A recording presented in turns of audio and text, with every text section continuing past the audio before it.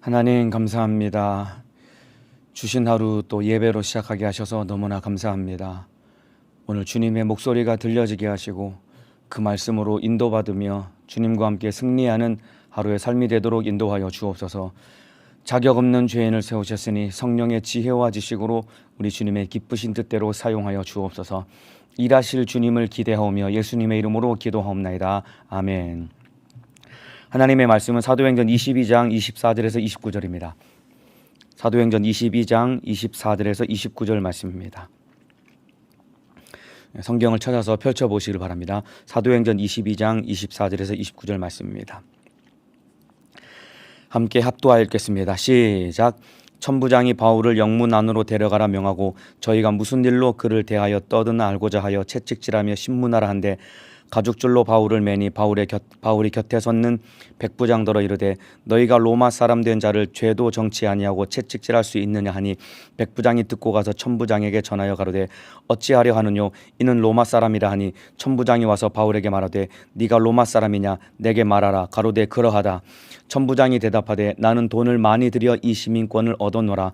바울이 가로되 나는 나면서부터로라 하니 신문하려던 사람들이 곧 그에게서 물러가고 천부장도 그가 로마 사람인 줄 알고 또는 그 결박한 것을 인하여 두려워하니라. 아멘. 사도행전 22장 24절에서 29절 말씀을 중심으로 고난을 통해 주시는 은혜, 고난을 통해 주시는 은혜라는 제목으로 사도행전 45번째 시간 하나님의 말씀을 나누도록 하겠습니다. 바울이 예루살렘에 도착하게 됩니다. 지난 시간까지 말씀을 잠깐 복습을 하자면은 바울이 예루살렘에 도착하게 됩니다. 그리고 예루살렘 교회에 있는 야고보와 장로들을 만나서 이방 교회들로부터 거둔 연보를 그들에게 전해줍니다. 그리고 이 예루살렘 교회 성도들을 위해서 바울이 성전에 들어가 결례를 행하게 됩니다. 이 정결 예식이라고 하죠. 결례를 행한 후에 끝나갈 즈음에 아시아에서 온 유대인들이 바울을 보고 유대인들을 선동을 해서 바울을 붙잡습니다. 그리고 바울을 아마 죽을 만큼 때리면서 바울을 끌고 나가려고 할 때 예루살렘에서 일어난 소동을 듣고 천부장이 군대를 보내서 바울을 보호하게 됩니다. 왜냐하면 그 시위 같은 것을 진압하기 위해서 바울을 보호하게 됩니다. 그리고 바울이 유대인들 앞에서 다메섹에서 자기가 만난 예수님을 소개하고 복음을 전하고 간증을 하게 됩니다. 이때 유대인들이 더욱더 거세게 반발하며 다윗을 죽이려고 할 때 천부장이 잘못했다가는 바울이 죽고 예루살렘에 큰 소동이 일어날 것 같아서 바울을 그 천부장이 주둔하는 그 부대 안에 영문 안으로 바울을 따로 끌고 가면서 오늘 본문에 이제 바울을 향한 신문이 시작이 됩니다. 24절입니다. 천부장이 바울을 영문 안으로 데려가라 명하고 저희가 무슨 일로 그를 대하여 떠드나 알고자 하여 채찍질하며 신문하라 한데 이 바울을 향해서 채찍질하면서 왜 그런지 신문하라고 명령합니다. 이 당시에 이 피식민 지배인 그러니까 로마 사람에 대해서 이 유대인들을 신문할 때는 죄수들을 신문할 때는 손쉽게 이 증언을 입을 열게 하기 위한 방법으로 이 채찍질을 가했습니다. 예수님이 이 채찍을 맞으셨거든요. 예수님이 맞으신 이 채찍을 바울도 이제 맞을 수밖에 없는 이 상황에 처하게 된 겁니다. 왜냐하면 피식민 지배인에 대해서 죄수들이 입을 열게 하기 위해서 채찍으로 때린 다음에 이제 증언을 받아내는 방법을 로마 사람들이 사용을 했습니다. 그러니까 굉장히 잔인한 거죠. 이때 바울이 25절에 로마 사람임을 밝히게 됩니다. 드디어 로마 사람임을 밝히게 됩니다. 25절에 가죽줄로 바울을 매니 바울이 곁에 섰는 백부장더러 이르되 너희가 로마 사람 된 자를 죄도 정치 아니하고 채찍질할 수 있느냐 하니 바울이 때리려고 하는 사람들 앞에서 야 나는 로마 사람인데 왜 로마 사람인 나를 죄도 정치 아니하고 너희가 나를 때리려고 하냐라고 그렇게 이 바울이 로마 사람임을 밝히게 됩니다. 이때 이 천부장이 깜짝 놀라서 백부장이 천부장에게 이 소식을 전합니다. 천부장님 이 사람이 로마 사람이라고 합니다 라고 전하니까 천부장이 깜짝 놀라서 와서 하는 말이 28절에 천부장이 대답하되 나는 돈을 많이 들여 이 시민권을 얻었노라. 바울이 가로되 나는 나면서부터로라 하니 이 바울이 천부장이 바울이 로마 사람이라는 얘기를 듣고 천부장이 바울에게 와서 야, 나는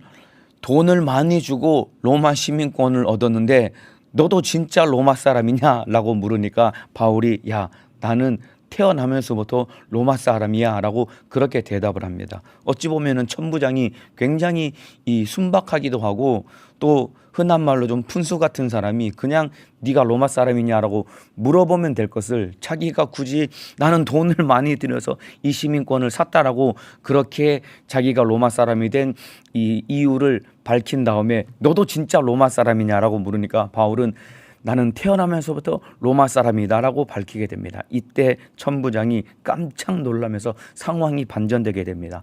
아마도 바울은 자기 아버지나 아니면은 할아버지 때에 아마 로마 이 사람으로부터 큰 이 로마로부터 큰 이 공로를 세웠기 때문에 이 세운 공로로 인해서 아버지 내지는 할아버지가 로마 시민권을 얻었던 것입니다. 그러니까 바울도 태어나면서부터 로마 시민권을 가진 로마 사람이 될 수 있었던 것입니다.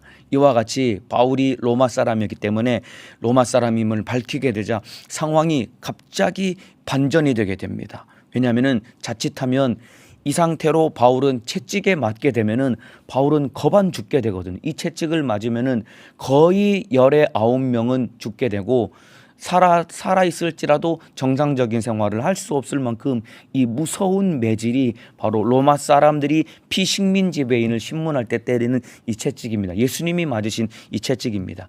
자칫하면은 채찍에 맞아서 죽을 수도 있었고 아니면은 이 상황에서 이 바울이 로마 사람임을 밝히지 아니하면은 유대인들에 의해서 죽을 수도 있는데 바울이 로마 사람임을 밝힘으로써 바울이 로마 사람들로 인해서 보호를 받게 됩니다. 로마 군인들에 의해서 보호를 받게 됩니다. 완전히 상황이 반전되게 됩니다. 왜 그러냐면은 여러분 로마 시민은 제국 내에서 법적으로 보호를 받게 되어 있습니다. 로마 시민은 제국 어디에 있을지라도 법적으로 보호를 받을 수 있는 그런 막강한 이 권한을 가지고 있습니다. 뿐만 아니라 로마 시민을 처벌하기 위해서는 적법한 재판의 과정을 거친 이후에 로마 사람을 처벌할 수 있는 거예요.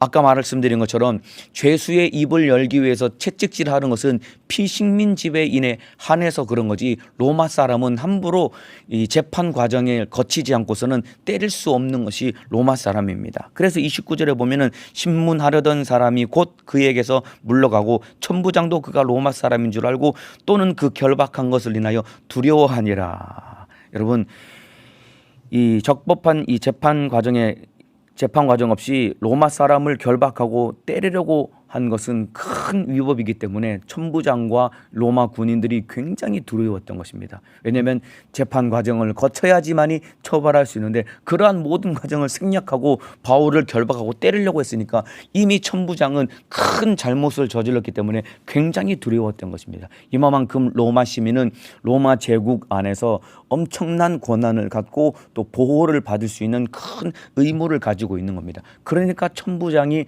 큰 돈을 들여서 로마 시민권을 산 거고 로마 시민권을 샀기 때문에 로마 제국 안에 천부장이라고 하는 오늘날로 말하면은 중간 계급쯤 되는 이런 고위 공무원이죠. 고위 공무원이 되어서 이렇게 떵떵거리며 살 수 있는 그런 혜택을 누릴 수 있는 겁니다. 그리고 결정적으로 로마 시민권을 가진 사람은 말이죠.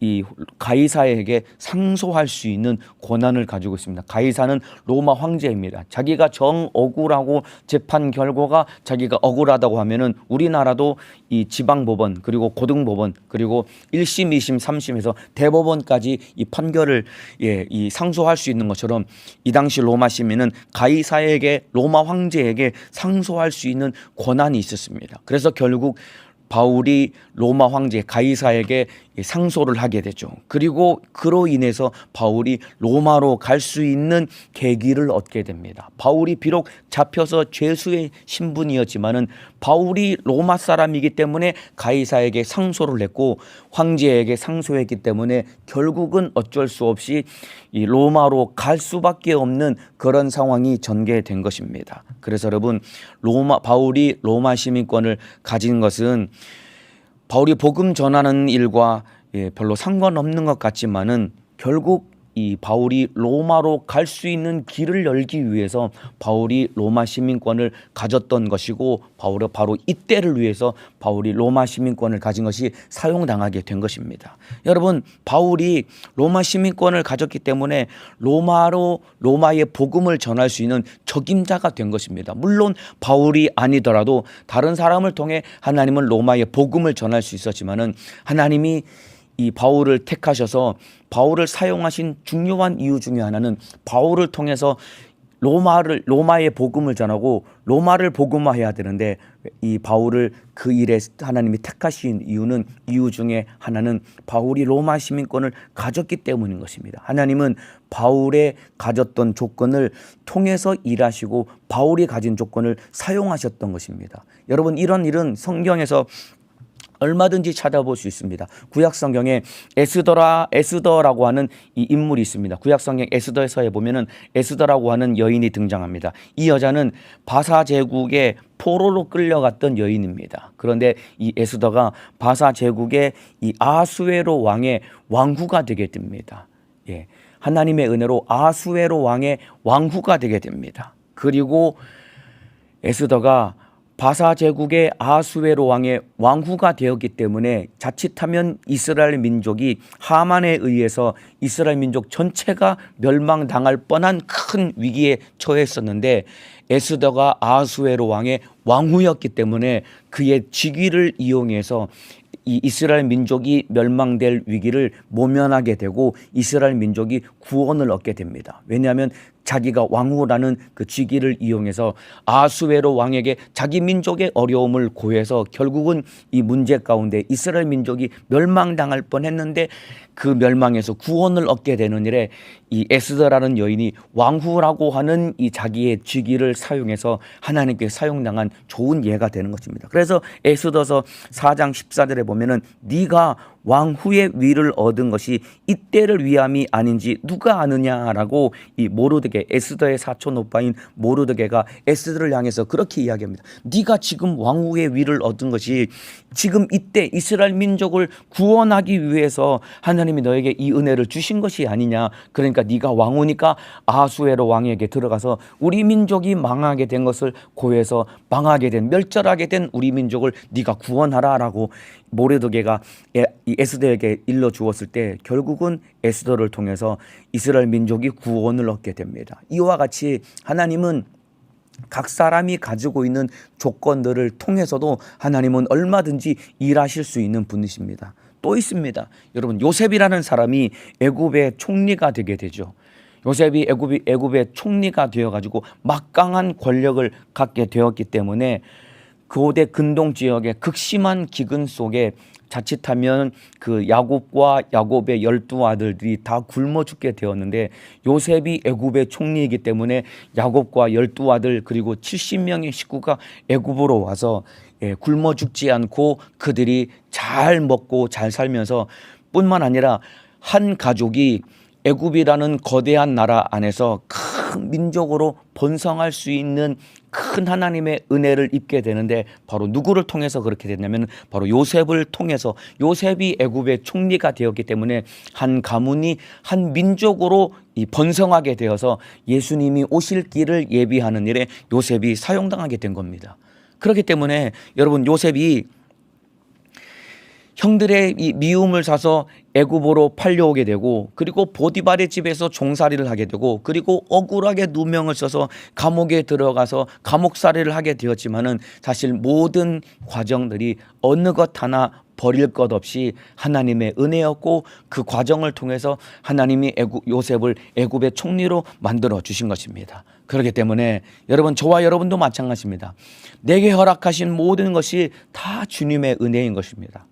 내게 허락하신 모든 것이 다 주님의 은혜였던 것입니다. 바울이 로마 시민권을 가졌던 것이 또 하나님의 은혜였고, 에스더가 바사 제국의 포로로 끌려가서 아수에로 왕의 왕후가 된 것도 하나님의 은혜였고, 요셉이 형들의 미움을 받아서 팔려가서 애굽에서 종살이하고, 그리고 이 감옥에 갇혀서 감옥살이 하면서 애굽의 총리가 된 모든 과정들도 다 주님의 은혜였습니다. 그리고 이러한 것들이 하나님의 뜻을 위해 사용당하게 되는 귀한 계기가 된 것입니다. 그렇기 때문에 저와 여러분도 우리에게 허락하신 모든 것이 다 하나님의 은혜인 것입니다. 그리고 내게 허락하신 모든 것이 다 하나님의 뜻을 위해 사용당할 수 있는 귀한 재료와 같은 이 하나님의 은혜가 되는 것입니다. 뿐만 아니라 내게 허락하신 모든 것이 다 하나님께 사용당하기 위해서 기도해야 됩니다. 주님, 내게 허락하신 이러한 조건들 내가 주님께 사용당하기를 원합니다 라고 기도하며 하나님의 때에 사용당할 수 있는 믿음의 사람 되시기를 예수님의 이름으로 축복합니다. 여러분, 교회 안에서 말이죠, 운전면허증만 있어도 면허증을 가지지 않은 사람보다 할 수 있는 일이 훨씬 더 많아집니다. 차량으로 얼마든지 충성할 수 있고, 과거에 이 교회 안에서 부안에, 청년회도 부안에서 보면은 면허증을 가진 사람들이 하다못해 늦게 이 기도하고, 이 집이 멀어서 기도하지 못하는 사람들 남아서 기도하고 집에 데려다 주는 일에, 차량으로 충성하는 일에 사용당했다니까요. 그리고 이 청년의 임원단 안에서 이 대형 면허 하나만 소지하고 있을지라도, 이 일종 보통 면허 하나만 소지하고 있을지라도 트럭 운전하면서 얼마든지 충성하는 일에 사용당할 수 있는 겁니다. 그러니까 내가 가지고 있는 조건들이 그게 의미 없는 것 같지만은 하다못해 차량 이 운전면허증 하나만 있어도 하나님께 사용당할 수 있습니다. 그리고 제가 아는 어떤 목사님은 미술을 전공하셔가지고 그분은 성경의 이야기를 자기가 이 그림으로 표현하면서 복음을 전하는 일에 사용당하는 그런 귀한 은혜를 제가 보았습니다. 저희 기관에도 디자인을 전공한 청년이 있는데 자기가 말씀을 듣고 은혜 받은 내용을 예쁘게 디자인을 잘 해가지고 자기 SNS에 올려서 그거를 통해서 또 받은 은혜를 나누고 복음을 전하는 일에 사용당하는 사람을 제가 보았거든요. 그러니까 여러분, 하나님은 준비된 자를 사용하시고 내 안에 준비된 것들을 하나님은 귀하고 값지게 사용하시는 분이십니다. 그렇기 때문에 저와 여러분은 하나님 앞에 하나님이 나를 마음껏 쓰시도록 준비될 수 있는 그런 믿음의 사람이 되어야 됩니다. 물론 하나님은 마른 막대기를 통해서도 하나님의 일을 얼마든지 하실 수 있는 분이십니다. 아무것도 모르고 아무것도 할 수 없는, 심지어는 마른 막대기를 통해서도 하나님은 얼마든지 하나님의 일을 하실 수 있는 분이시지만은, 그러나 하나님은 준비된 자를 쓰시는 이유는 왜 그러냐면은 내가 준비되는 그 과정도 하나님의 은혜였고, 그리고 하나님의 일하심이었기 때문에 내가 준비된 모든 과정도 하나님의 은혜였고 하나님의 일하심이었기 때문에 하나님은 준비된 자를 사용하시는 것입니다. 그냥 무턱대고 기도만 하면 되지, 기도만 하면 하나님이 쓰시지 라고 생각할 수 있지만은, 여러분, 내가 하다못해 운전면허를 따고 미술이라도 공부해서 그림 연습이라도 하고 여러 가지 내가 배우고 준비하고 공부한 것들이 무가치한 것이 아니라 내가 공부하고 준비한 모든 것들이 다 그 과정도 하나님의 은혜였고 하나님의 일하심이었기 때문에 하나님은 모든 것을 하나님은 귀하고 값지게 사용하시되 특별히 준비된 자를 쓰시는 겁니다. 요셉이 그렇게 고생을 했지만은 그 애굽에 와서 노예살이를 하고, 그리고 감옥에서 죄수의 살이를 하면서 애굽 전역을 살림할 수 있는 모든 것을 배우는 과정을 거쳤기 때문에 요셉이 애굽의 총리가 된 것입니다. 그러니까 어느 것 하나 버릴 것 없이 하나님께 사용당할 수 있는 귀한 은혜가 될 수 있는 것입니다. 그래서 여러분들이 말이죠, 하나님께 사용당하도록 써달라고 기도하시되 하나님이 나를 값지게 쓰시도록 준비된 자가 되어야 됩니다. 그래서 여러분들이 지금 하고 있는 일이 복음을 전하는 귀한 통로가 될 수 있습니다. 여러분들이 지금 일하고 있는 것들, 그리고 여러분이 지금 공부하며 배우고 있는 것들, 복음 증거하는 일에 귀하고 값진 통로가 될 수 있기 때문에 여러분들이 마음을 쏟아서 내가 하고 있는 직장 생활, 그리고 내가 배우고 있는 것들 마음을 쏟아서 잘 준비되는 믿음의 사람 되시기를 바랍니다. 뿐만 아니라 여러분의 마음속에 배울 수 있으면은, 그리고 배우고 싶은 것이 있으면은 여러분들이 마음을 쏟아서 열심히 배우시길 바랍니다. 하나님의 때에 요긴하게 사용당할 것입니다. 요즘에는 여러분 마음만 먹으면은 돈 안 들이고도 얼마든지 여러분 참으로 가치 있고 요긴한 것들을 배울 수 있습니다. 여러분, 여러분들이 많이 배워놓고 잘 준비가 되면은 하나님은 하나님의 때에 여러분 요긴하게 사용당할 수 있게 될 것입니다. 그래서 물론 요즘 굉장히 다들 바쁘게 살아가고 계시겠지만은 혹여라도 나는 무엇을 할 수 있나? 나는 요즘 인생이 무료하다. 나는 할 수 있는 일이 도대체 무엇일까? 라는 생각이 드시는 분이 계시다고 한다면은 무엇이든지 내가 좋아하는 것을 찾아서 열심히 배워보시길 바랍니다. 그렇다면 그러면은 그 일을 통해서 하나님은 나를 하나님의 때에 요긴하게 사용하실 것입니다. 바울이 많이 배웠거든요. 이 사람은 공부를 많이 한 똑똑한 사람입니다. 그러니까 글을 잘 쓰니까 바울을 통해서 신약 성경의 13권의 서신서를 기록하게 하셔서 우리가 읽고 있는 신약 성경의 거의 3분의 1 절반에 해당하는 책이 바울이 쓴 책입니다. 왜냐하면 바울은 많이 배웠고 똑똑한 사람이고 그리고 글을 잘 쓰는 사람이기 때문에 하나님이 바울이 가지고 있는 준비된 그 기질을 사용하셔서 하나님은 바울을 성경을 쓰는 일에 사용했다 이 말입니다. 이와 같이 저와 여러분도 시간 있고 기회가 있을 때 많이 배우고 잘 준비되어서 하나님의 때에 값지게 사용당하는 믿음의 사람 되시기를 예수님의 이름으로 축복합니다.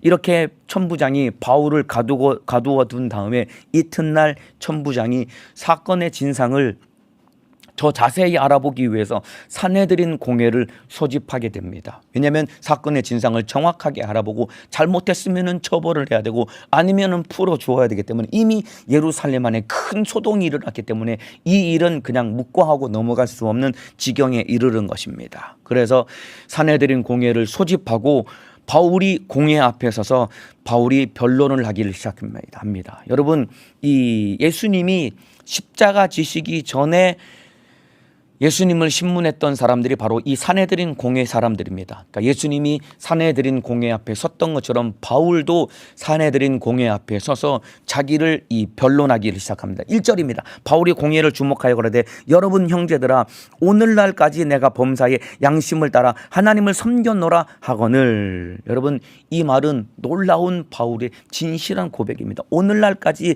내가 범사에 양심을 따라 하나님을 섬겼노라. 하나님 앞에 나는 부끄러움 없이 나는 참으로 하나님을 사랑하며 하나님 앞에 충성되게 나는 주님의 뜻대로 살았다라고 바울이 고백을 합니다. 이 말은 바꿔 말하면 나는 너희가 고소할 만큼 하나님 앞에 잘못을 저지르지 않았다라고 이렇게 말을 합니다. 그러니까 이 말을 들은 대제사장이 격분을 하게 됩니다. 2절입니다. 대제사장 아나니아가 바울 곁에 섰는 사람에게 그 입을 치라 명하니. 이 아나니아 대제사장 산헤드린 공회 입장에서 봤을 때는 바울이야말로 율법을 버리고 율법을 거역하고 할례를 받지 말라고 하고 성전을 더럽힌 천하의 하나님을 대적한 아주 나쁜 놈인데 자기 입으로 뻔뻔스럽게 나는 범사의 양심을 따라 하나님을 섬겼노라 하거늘 이 말을 들으니까 대제사장 아나니아가 참지 못하고 격분해서 바울의 입을 치라라고 명령을 합니다. 여러분, 이 아나니아라고 하는 사람은 헤롯 왕에 의해서 임명된 대제사장입니다. 그런데 이 사람은 굉장히 정치적인 인물이고 아주 탐욕적인 사람입니다. 이 사람이 대제사장이라고 하는 이 직함을 얻기 위해서 수많은 정적들을 죽이고 제거하는 아주 악행을 저지른 사람입니다. 왜냐하면 대제사장은 말이죠, 산헤드린 공회의 의장입니다. 그리고 가장 막강한 권력이 종교 권력이거든요. 그러니까 대제사장 한 사람이 산헤드린 공회를 장악하고 그리고 종교적으로 이스라엘 전체를 장악할 수 있는 가장 강력한 권력을 가진 사람이기 때문에 이 아나니아라는 사람은 아주 정치적이고 탐욕적인 사람이었습니다. 그리고 자기 기득권을 지키기 위해서 욕심이 가득한 사람이었는데 이 자기 기득권에 도전했던 사람이 바울이었기 때문에 이 사람은 어떻게 해서든 바울을 죽이려고 혈안이 되었기 때문에 나는 범사에 한 양심을 따라 하나님을 섬겼노라라는 이 말을 들으니까 견딜 수 없으니까 아나니아가 바울 곁에 섰는 사람에게 그 입을 치라라고 명령을 합니다. 그러니까 아마 옆에 섰는 사람이 바울의 입을 쳤을 것입니다. 아마 주먹으로 쳤든 손바닥으로 쳤든 아니면 들고 있는 이 둔탁한 이런 흉기나 무기로 쳤든 바울의 입을 후려쳤을 것이다 이 말입니다.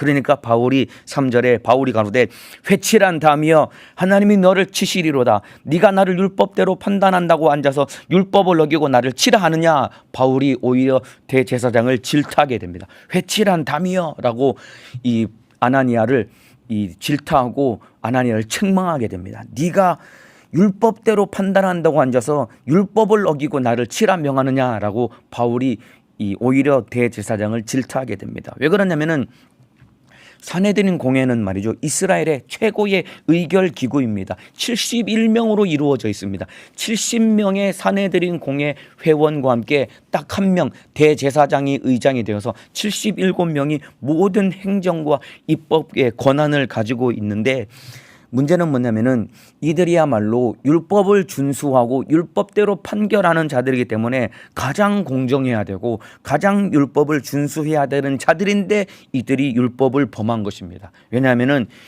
죄를 밝히기 전에 죄인을 처벌했기 때문에 이들이야말로 율법을 범한 것입니다. 여러분, 율법도 무죄 추정의 원칙을 따르는 것이 율법이 가지고 있는 기본 정신입니다. 그런데 명확하게 죄를 밝히지 않고 자기가 기분 나쁘니까 욱하니까 입을 치라라고 이 대제사장이 명령을 하니까 바울이 너야말로 이 죄를 범한 것이 아니냐, 네가 율법을 지키고 율법을 준행한다고 하면서도 너야말로 율법을 어기는 이 회칠한 담이 아니냐라고 바울이 무섭게 대제사장을 질타합니다. 그러니까 곁에 선 사람이 4절에 곁에 선 사람이 말하되 하나님의 대제사장을 네가 욕하느냐라고 오히려 옆에 서는 사람이 바울을 꾸지람을 합니다. 하나님의 대제사장을 네가 욕하느냐라고 이 옆에 서는 사람이 바울을 다시 한번 꾸지람하고 질타를 하게 됩니다. 그러니까 바울이 5절에 대답하기를 바울이 가로되 형제들아 나는 그가 대제사장인 줄 알지 못하였느니라. 기록하였으되 너의 백성의 관원을 비방하지 말라 하였느니라 하더라. 백성의 관원을 비방하지 말라고 하였다라는 말씀은 여러분 모세오경에 기록된 하나님의 명령입니다. 바울이 곧바로 사과를 합니다, 여러분.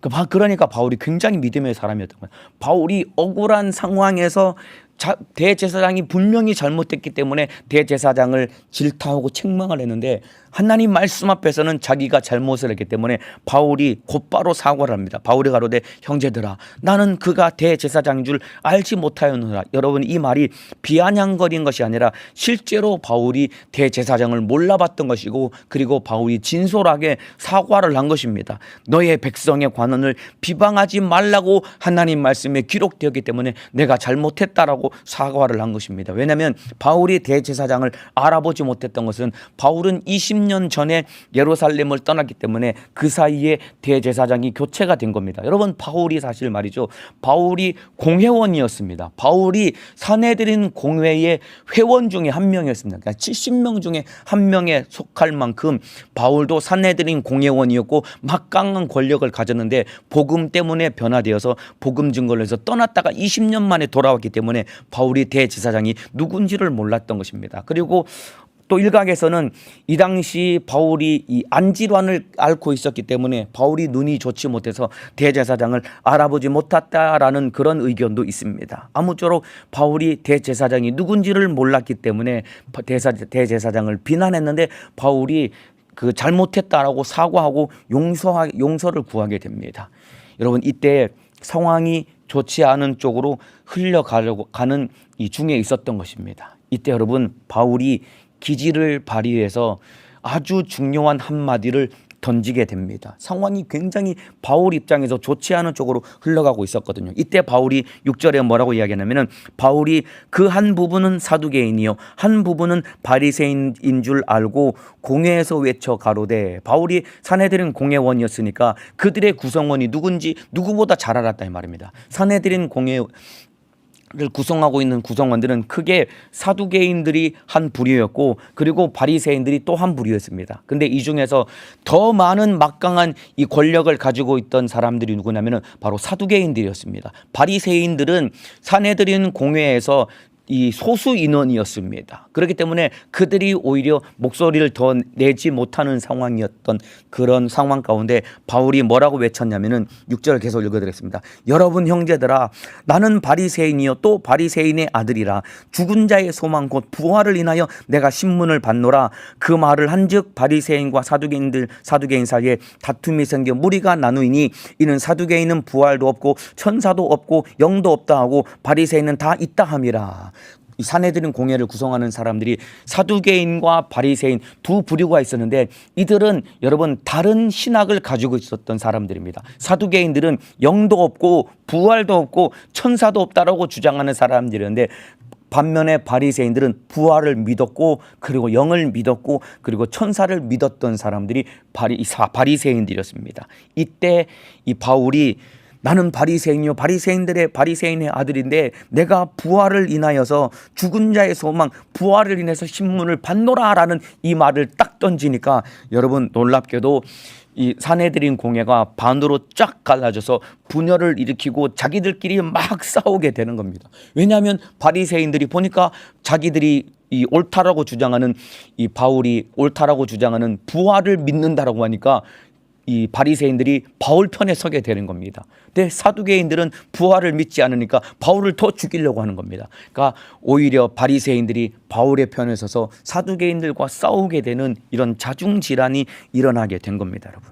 그래서 이 바울을 죽이려고 모였던 사람들이 오히려 바리새인들과 사두개인들의 싸움으로 변질되게 되는 겁니다. 여러분 이와 같이 진리 안에 서지 못한 자의 모습입니다. 진리 안에 서지 못한 사람들은 결국은 변함없는 진리 안에 서지 못하기 때문에 이들은 참으로 자중질환 흔들리고 자기들끼리 싸우다가 망할 수밖에 없는 것이 이렇게 진리 안에 서지 못한 사람들의 어리석은 모습입니다. 여러분 하나님께서 피할 길을 열어주신 것입니다. 자칫하면은 바울이 죽을 수 있었거든요. 왜냐하면 산헤드린 공회가 바울이 이방인을 데리고 성전에 들어가서 성전을 더럽혔다라고 주장하면 꼼짝없이 바울은 죽을 수밖에 없거든요.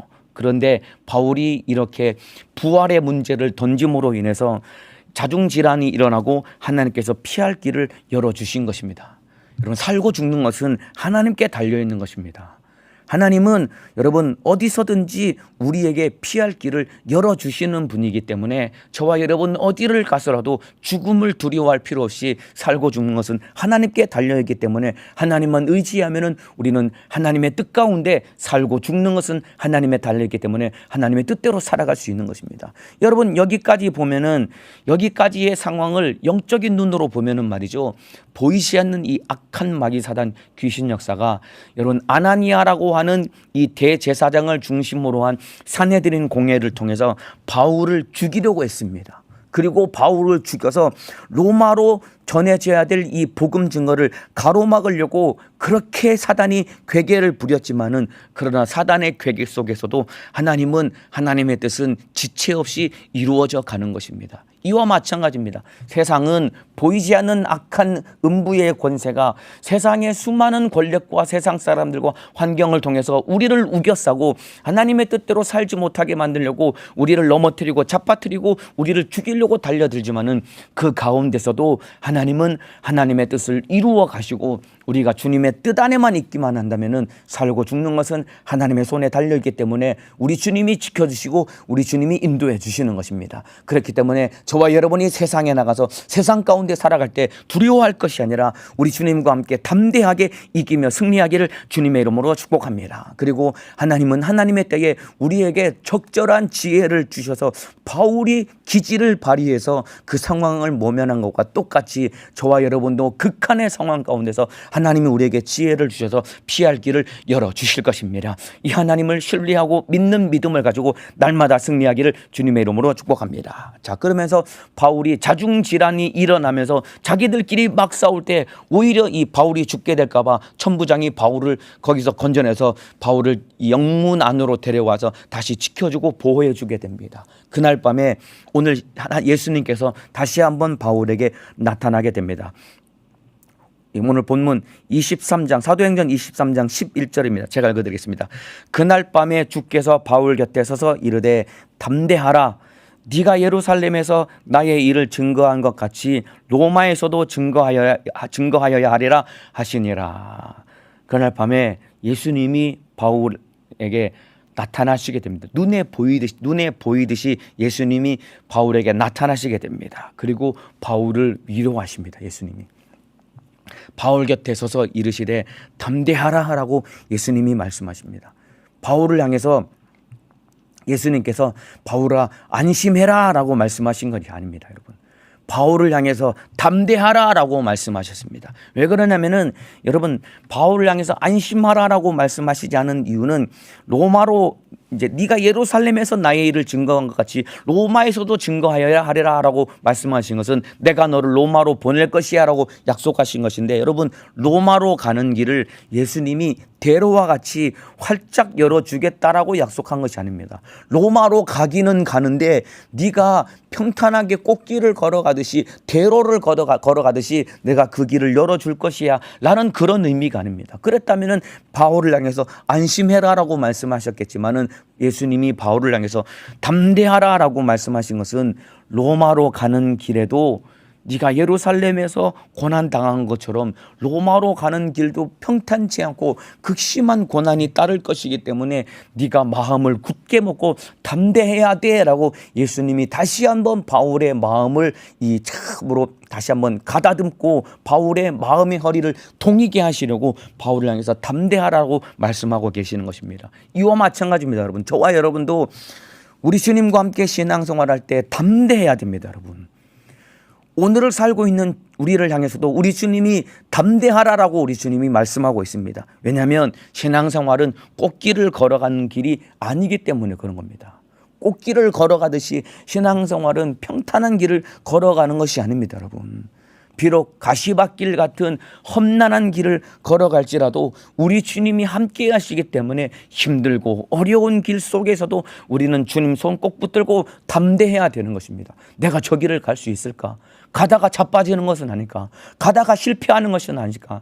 가다가 좌절하는 것은 아닐까? 라고 참으로 가는 길이 힘들고 어렵기 때문에 낙심할 수도 있고 좌절할 수도 있지만은 주님은 우리를 향해서 사랑하는 아들아, 사랑하는 딸아, 너 담대해야 돼, 담대하라라고 우리 주님이 말씀하고 계시는 것입니다. 왜냐하면 주님과 함께 가는 그 길은 고난과 환난을 피할 수 없기 때문입니다. 여러분, 그렇게 생각할 수도 있죠. 아니, 예수님 기왕이면은 좀 평탄한 길로 가게 하시면은 안 됩니까? 왜 이렇게 힘들게 합니까? 기왕이면 평탄한 길을 가게 하시면 안 됩니까? 왜 고난을 주시는 겁니까? 라고 그렇게 반문을 하고 그렇게 의문을 가질 수 있습니다. 여러분, 오늘 제목이 고난을 통해 주시는 은혜라고 했는데, 여러분, 기왕이면 고난 없이 가면 좋은데 왜 하나님이 우리에게 고난을 허락하실까요? 그토록 주님이 사랑하시고 귀하게 쓰시는 제자들을 한 사람도 예외 없이 모진 고난을 겪으면서 그렇게 복음을 전하게 하셨던 이유가 왜 그럴까요?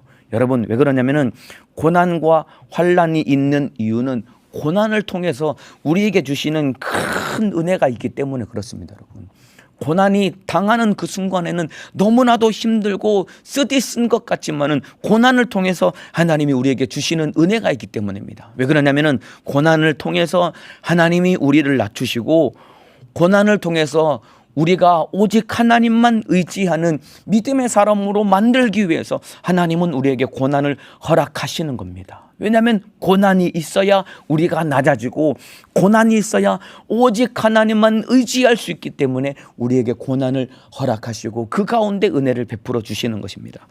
신명기 8장 3절에 이런 말씀이 있습니다. 너를 낮추시며 너로 줄이게 하시며 또 너도 알지 못하며 내 열조도 알지 못하던 만나를 내게 먹이신 것은 사람이 떡으로만 사는 것이 아니요 오직 여호와의 입에서 나오는 모든 말씀으로 사는 줄을 너로 알게 하려 하심이니라. 여러분, 이스라엘 백성들이 광야에서 40년 동안 엄청나게 고생을 합니다. 왜 그러냐면 이스라엘 백성들이 40년 동안 광야에서 고생했던 이유는 너를 낮추고 너를 줄이시게 했던 모든 이유는 왜냐하면은 사람이 떡으로만 사는 것이 아니라 오직 하나님의 입에서 나오는 모든 말씀으로 사는 것을 너로 알게 하려고 너에게 40년 동안 고난받게 한 것이야. 너는 떡으로 사는 것이 아니라 내 은혜로 살아야 되는 것을 알아야기 때문에 네가 40년 동안 광야에서 고생한 것이다 라고 이렇게 우리 주님이 일러주신 것입니다. 그렇기 때문에 고생하고 고난이 따르는 이유는 하나님 말씀대로만 살아야 돼. 너희가 하나님만 의지하며 살아야 돼. 이것 가르치려고 이스라엘 백성들을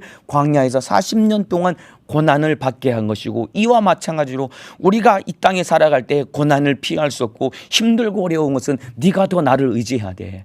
너는 나 없으면 살 수 없는 존재야. 이것 깨닫고 더욱더 겸손하게 무릎 꿇으라고 우리 주님이 우리에게 일러주신 것입니다. 왜냐하면 여러분, 우리 인간은 죄성을 가지고 있기 때문에 흔히 그런 말하죠. 등 따숩고 배부르면은 딴 생각한다는 그런 말이죠.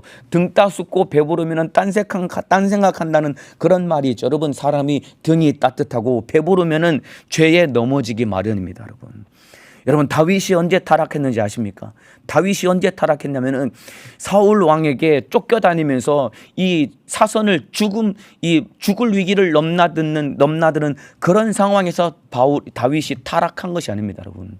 다윗의 왕권이 강화되고 태평성대를 이루을 때, 쉽게 말하면 등 따숩고 배부를 때, 이때 딴 생각이 올라오니까 여러분, 밧세바를 범하고 우리아를 죽이는 무서운 죄를 범하게 된 겁니다, 여러분. 그렇기 때문에 여러분, 바울과 제자들을 고난 가운데 두신 것은 이와 똑같이 오늘 우리가 신앙생활하는 우리를 참으로 때로는 하나님 왜 이럽니까? 하나님 저한테 왜 이런 어려움을 주십니까? 이런 참으로 견딜 수 없는 어려움 가운데 납득할 수 없는 이런 질문을 하나님 앞에 던질 수밖에 없는 그런 상황에 처할 수밖에 없는 그런 어려움을 우리에게 주시는 이유는 무엇이냐면은 하나님이 저와 여러분을 지키시기 위한 하나님의 은혜였던 것입니다.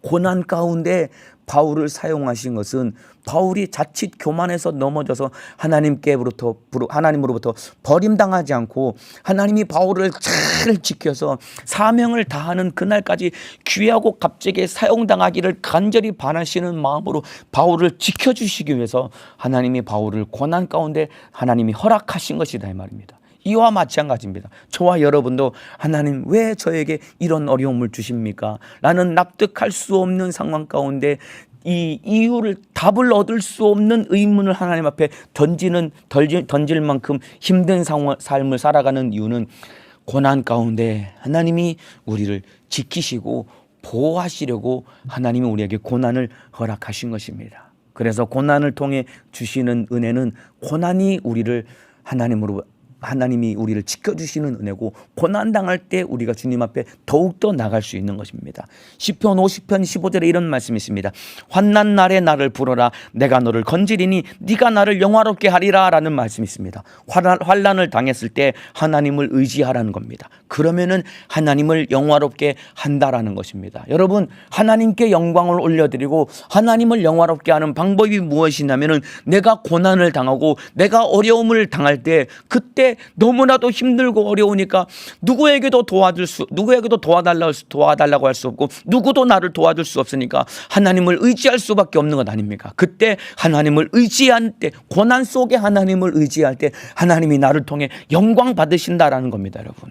그래서 고난 가운데 더욱 주님을 의지함으로 하나님을 영화롭게 하는 믿음의 사람 되시기를 예수님의 이름으로 축복합니다. 그래서 고난을 통해 주시는 은혜는 고난이 우리를 지켜주시고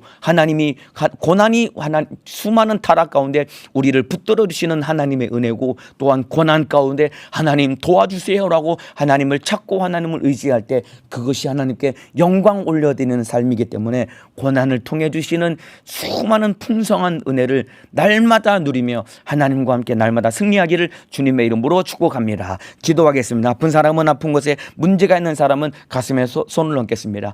기도합니다. 하나님, 고난 가운데 참으로 왜 이럽니까? 하나님, 내 인생은 왜 이렇게 힘듭니까? 좌절하고 낙심할 것이 아니라 바로 그 고난이 나를 지켜주시는 하나님의 은혜임을 알고 환난 가운데 나를 부르라. 그리하면 너희가 나를 영화롭게 하리라고 주님이 말씀하신 것처럼 고난 당하고 어려울 때 우리 주님께 도와달라고 구하며 간구함으로 하나님께 영광 올려드리는 믿음의 삶을 살아갈 수 있도록 우리 주님 내게 은혜를 더하여 주옵소서. 그러나 악한 마귀 사단 귀신 역사는 환난과 고난 가운데 하나님을 원망하고 좌절하고 낙심하게 만들고 하나님을 찾지 못하게 만듭니다. 이 원수는 떠나가게 도와주옵소서. 나사렛 예수님의 이름으로 명하노니 고난 가운데 환난 가운데 질병의 고통 가운데 하나님을 찾지 못하게 만들고 하나님을 원망하게 만드는 이 못된 마귀 사단 귀신 질병 역사야 예수님의 이름으로 명하노니 떠나갈지어다. 예수님의 이름으로 명하노니 떠나갈지어다. 떠나갈지어다. 떠나갈지어다. 떠나갈지어다. 떠나갈지어다. 떠나갈지어다. 떠나갈지어다. 우리 주님 나간 귀신은 다시는 들어오지 않게 하시고 성령 충만하여 주님 뜻 이루게 도와주옵소서.